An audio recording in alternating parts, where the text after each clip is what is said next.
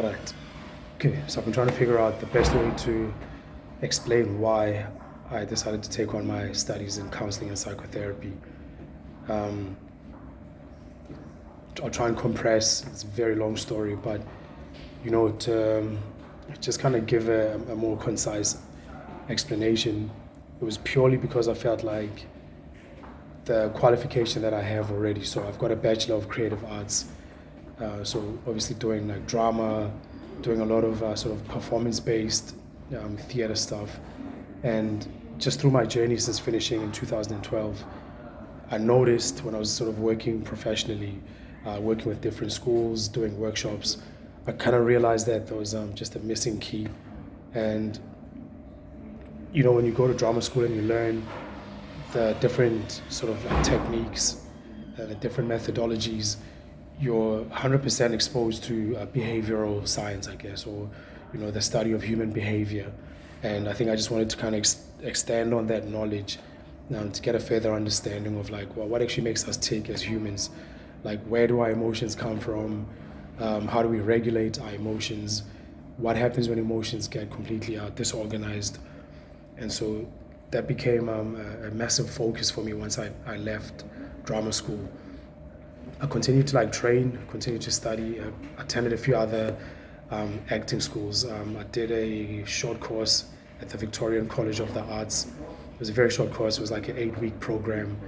It was more sort of screen studies. There were a few things I wanted to explore in terms of screen studies, even though we're already exposed to it at drama school.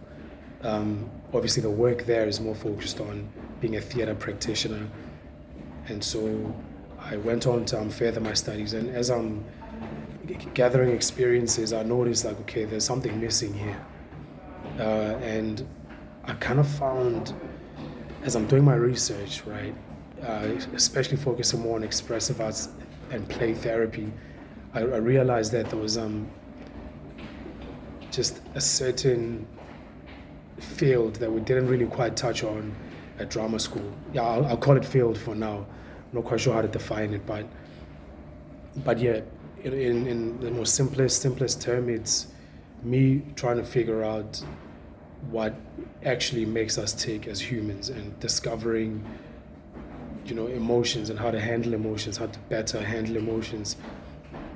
Another thing that I really discovered on this journey was, as artists, we don't have the tools to regulate ourselves, right? So we go to these training institutions, we get there, we throw ourselves into our work, but and people are using themselves, right? They're using their personal experiences, and a lot of the times, you could unravel or excavate some very traumatic experiences to use with whatever role, whatever parts you're playing and such.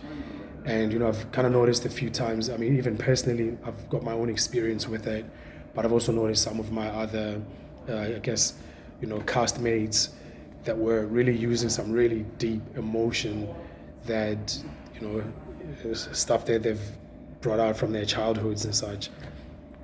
And the next few days after that, the next few weeks, sometimes months, they weren't able to regulate themselves. They just became a bit more, vulnerable, more sensitive.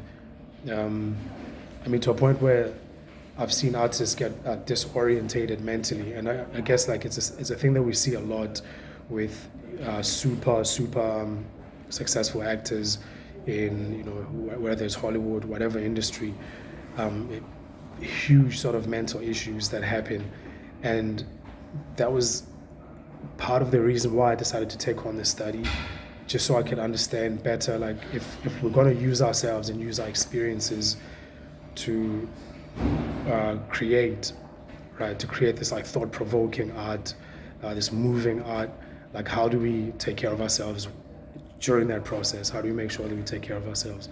And another reason that's a little bit away from, performance arts and creative arts, it was purely because I think I mentioned this in a little short video I did a while ago.